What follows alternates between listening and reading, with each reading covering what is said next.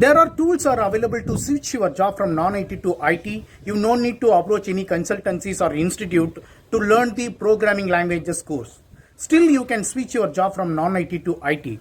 There are easiest tools available which is commonly used by IT people to prepare the wonderful dashboards and reports for business purpose.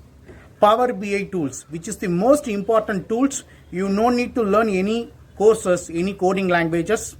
There are too many references available in the web based on which you can learn the Power BI tool without reaching the institute or any coaching center. Okay, and yeah, still you can get the salary, how much the technical people receiving the same amount you can receive it, and learn the Power BI tools and switch your job non-IT to IT without approaching to consultancy in genuine way. Okay.